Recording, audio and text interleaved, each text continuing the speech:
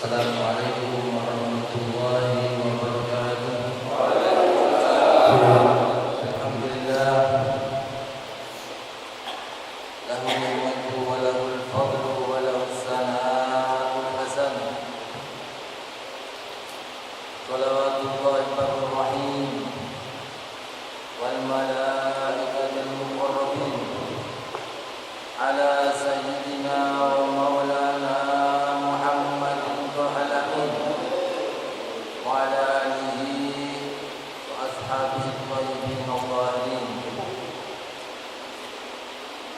Allahumma la sahla illa ma ja'altahu sahla wa anta ya hayyu ya qayyum taj'al lazna idza sita sahla. Allahumma arzuqna ikhlasa fi niyyati wal qawli wal amal. Amma ba'd.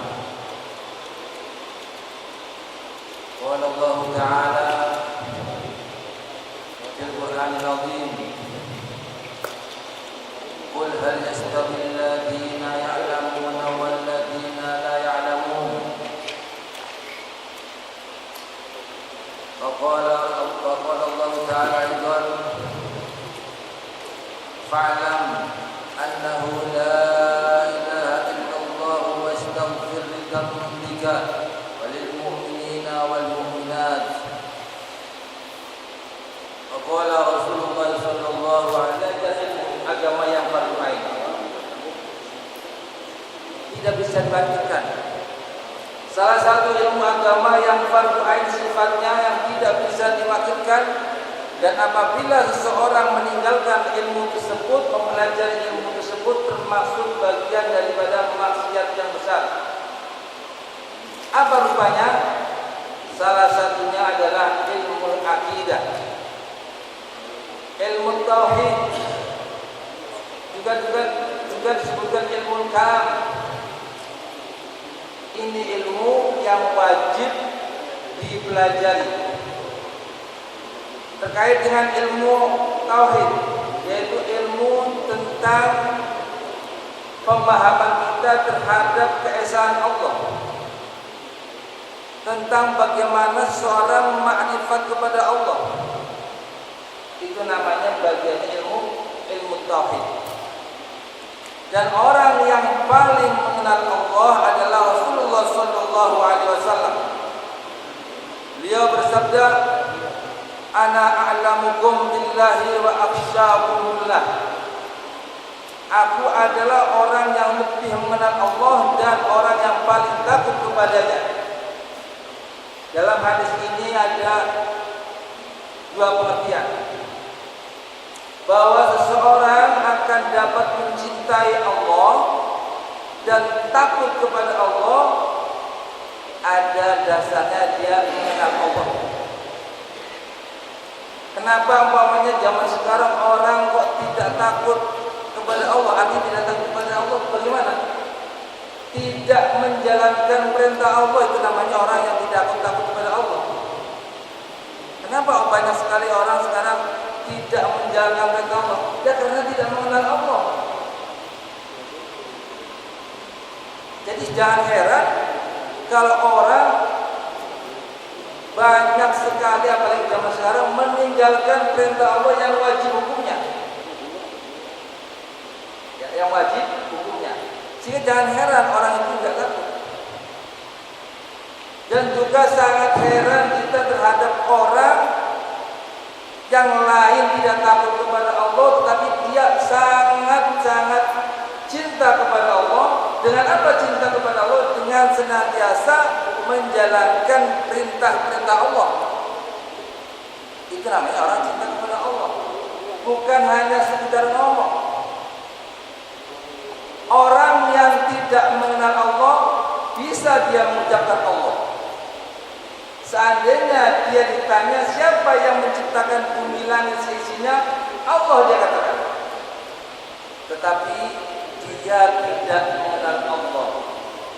Sebagaimana saya ceritakan, bapak saya namanya Abdul Rahim. Bapak sekalian mungkin dengar. Dicatat juga bisa, direkam juga bisa, diajarkan, disampaikan kepada orang lain juga bisa, bahwa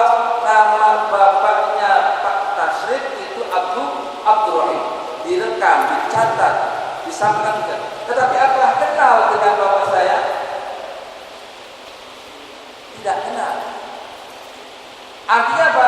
Dia hanya berangan-angan saja, sebagaimana orang-orang di luar agama Islam juga menyebutkan nama-nama Allah. Bahkan sebelum Nabi Shallallahu Alaihi Wasallam diutus, orang jahiliyah selalu mengatakan Allah sebagai pencipta alam. Apa kita mau dengan seperti itu? Sama atau tidak? Maka ulama merumuskan, memudahkan agar kita bisa mengenal Allah. Bagaimana mengenal Allah? Mengenal Allah bukan dengan membayangkan, bukan dengan menghayalkan, bukan dengan mengangan-angankan, tetapi mengenal Allah adalah dengan mengertikan sifat-sifat yang ada padanya. Ya sifat yang sempurna baginya. Sifat yang wajib, sifat yang mustahil, dan sifat perkara yang jaiz. Itu rumusan para ulama ahli sunnah wal jamaah, yaitu Imam Abu Hasan al-Asy'ari wa Abu Mansur al-Maturidi. Jadi kalau kita ditanya siapa Imam ahli sunnah wal jamaah, yaitu Abu Hasan al-Asy'ari wa Abu Mansur al-Maturidi. Sebagaimana yang dikatakan oleh Imam Ghazali, idza utliqa ahli sunnah wal jamaah wal muraduhum al-Asy'ari wal Maturidi. Jika engkau mengatakan bahwa engkau adalah pengikut ahli sunnah wal jamaah, adalah pengikut daripada Abu Hasan al-Asy'ari wal Abu Mansur al-Maturidi. Rumusannya apa? Rumusannya mungkin kita sudah pada mendengar, mungkin sudah pada hafal, dipelajari dari kecil. Ya. Seperti apa? Seperti kita diwiridkan setiap dulu waktu kecil dan menjelang sholat, yaitu sifat 20. Maka kita biasakan kita kita gabungkan dulu sebentar sifat 20, yaitu mari 1, 2, 3. Allahu wujud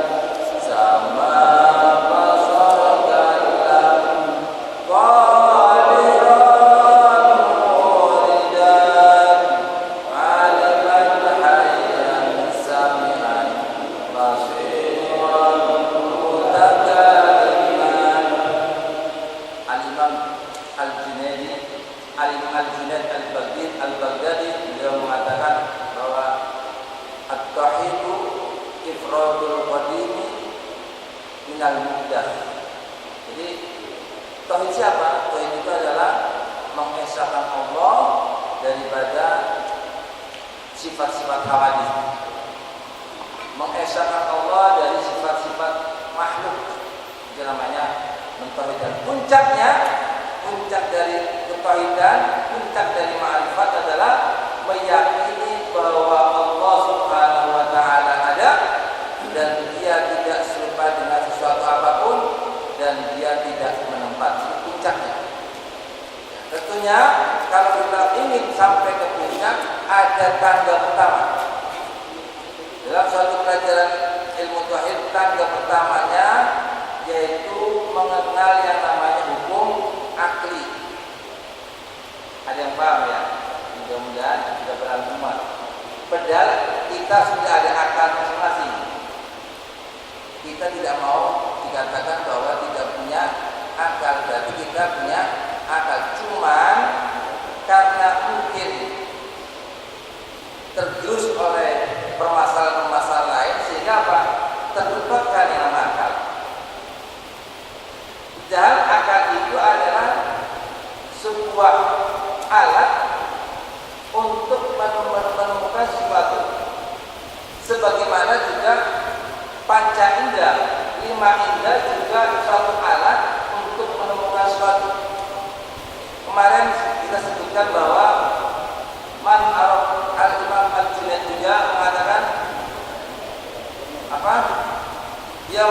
disebutkan bahwa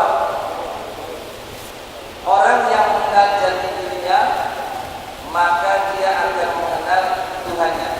Man arafa nafsahu faqad arafa rabbahu. Barang siapa yang mengenal jati dirinya, artinya apa? Kebahagiaannya, maka dia akan bersatu kehendak indah. Ada yang tahu indah tahu? Indah itu apa? Alat untuk mengetahui. Pada diri kita itu ada 6 alat untuk mendeteksi, dan yang 6 tersebut masing-masing fungsinya, masing-masing ta'aluknya.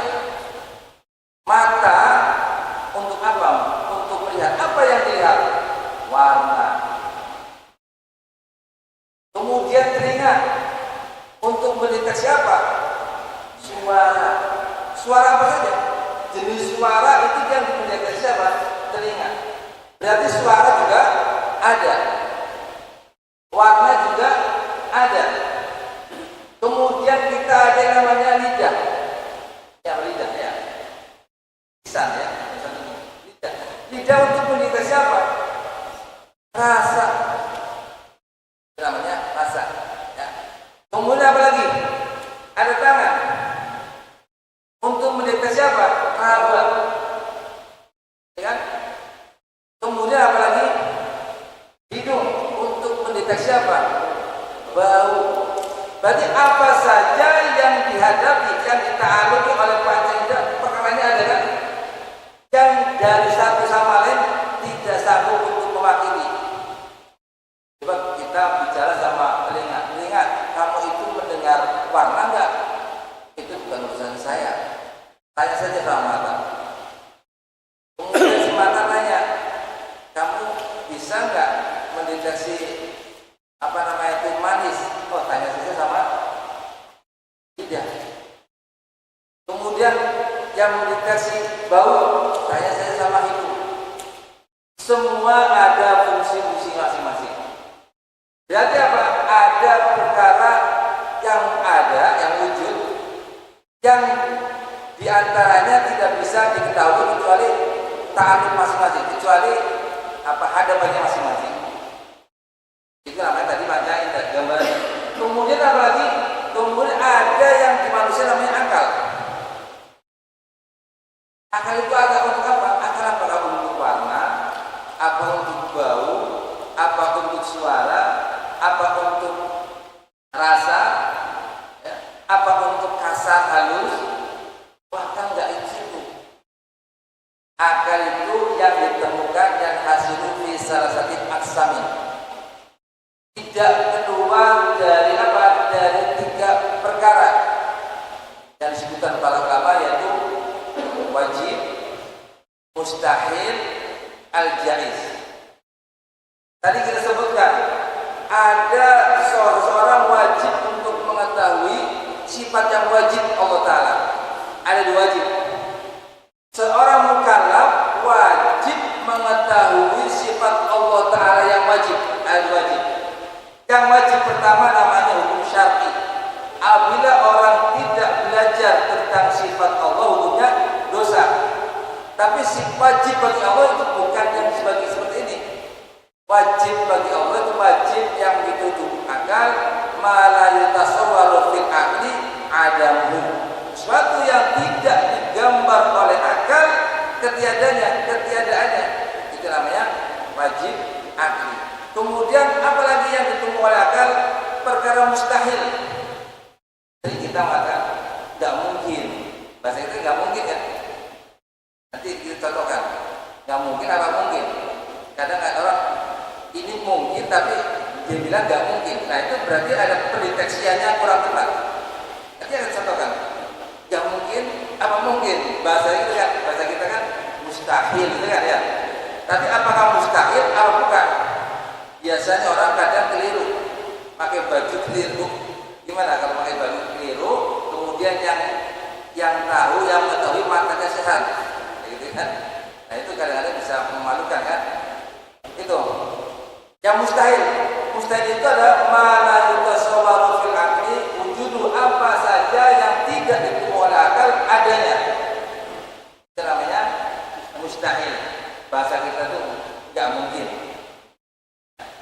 Kemudian yang ketiga yang didukung oleh akal adalah perkara jais. Ma yasibu fil akli wujuduhu wa adamu. Sesuatu yang diterima oleh akal adanya atau tiadanya. Nah, maka kita ini kalau guru saya namanya dokter akal dulu ngomongnya ya. Perlu dicek akalnya ya. Jangan sampai kayak orang Indonesia, kata kita ada orang Indonesia datang ke laboratorium di Jepang ya. Begitu setiap orang di negara mana saja datang dicek akalnya ada, cek lagi ada lagi. Orang Cina datang ada, orang apa gitu. Begitu orang Indonesia datang sana, kok nggak ada akalnya. Begitu dia taruh di sini, didengkul katanya. Oh, dasar akalnya didengkul. Dan seperti itu. Dan sampai kita dibilang akalnya didengkul. Ada akal tapi naruhnya salah. Maksudnya gitu ya. Maka itu tahapan yang pertama. Jadi puncak dari ma'rifat adalah meyakini bahwa Allah Ta'ala ada dan dia tidak serupa dengan sesuatu apapun dan dia tidak menempat. Kata siapa? Kata Al-Imam Ahmad Arifai. Puncak daripada ma'rifat kepada Allah yaitu meyakini bahwa Allah Ta'ala ada, dia tidak serupa dengan makhluknya, dengan kemudian dia tidak menempat. Maka awal daripada untuk sampai kepada ma'rifat yaitu akalnya diberesin dulu ya, agar bisa akalnya mencapai sehingga membuat sebuah keyakinan ternyata Allah Ta'ala ada dan tidak serupa kepada yang tidak serupa terhadap yang lainnya dan dia tidak ada tanpa tempat. Kenapa? Karena ada yang mengatakan Allah Ta'ala ada tapi masih menyerupakan. Yang salah siapa? Bukan Allahnya. Yang salah siapa? Akalnya. Allah Ta'ala ada tidak serupa dengan makhluknya. Allah Ta'ala berfirman, laisa kamitslihi syai'. Allah Ta'ala yang mengatakan dalam Al-Quran bahwa dia ada tanpa serupa dengan suatu apapun. Ada orang meyakini Allah Ta'ala ada tapi masih menyerupakan Allah dengan sesuatu apapun. Itu bukan Allahnya yang salah, bukan Allah yang menjadi serupa, bukan. Akal kita yang mesti dilurusin. Maka apa? Dengan mengetahui sifat yang wajib, yang mustahil, yang jaiz, itu nanti akan jadi lurus. Maka tadi seperti kita sebutkan bahwa ada wajib dua. Wajib untuk mengetahui dan wajib bagi sifat Allah Ta'ala. Allah Ta'ala sifat yang pertama tadi apa? Wajib wujud. Wajib adanya. Ya, sifat yang pertama nih. Wajib. Artinya apa? Adanya Allah itu tidak ada keraguan lagi. Bahwa adanya Allah Ta'ala wajib wujud. Artinya adanya Allah wajib mana yutasyaru fil akli adamu. Artinya akal tidak menemukan sesuatu ketiadaannya apa? Ketiadaannya Allah. Apa yang menjadi dasar, menjadi dalil, menjadi petunjuk bahwa Allah Ta'ala ada, yaitu apa? Isinya alam semesta. Mudah-mudahan apa yang kita sampaikan bisa membelajar buat kita pribadi dan juga buat jamaah sekalian. Dan apabila ada kesalahan, mohon maaf untuk dibukakan bahasanya. Dan apabila juga ada kesalahan yang ingat, maka tolong sampaikan, baik berupa salah ucap ataupun salah mana, silahkan kita sampaikan agar kita bisa memperbaikinya. Assalamualaikum warahmatullahi wabarakatuh. Segala yang ada dalam hidupku, ku sadari semua milikmu. Ku hanya